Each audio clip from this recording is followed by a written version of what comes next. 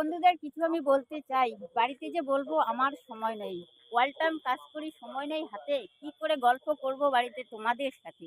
তাই আমি রাস্তায় হেঁটে, হেঁটে তোমাদের কাছে কিছু বলতে চাই। মুই না আজি ভুট্টা বাড়ি গেছুম, ভুট্টার পাত ছিঁড়বার। আর মাইয়ালা মুই যাওয়ার আগত এখানে মেলা মাইয়া ঢুকিছে। আর মুই কি করনু জানেন? চুপ করে ডুবিয়া এমন একটা কাজ করছু, মাইয়ালা এখানে দির দির করে বিড়ি পেলাইছে। কাহন এই ভুট্টা বাড়ি। তাহলে দেখো কি কাজটা করনু মুই।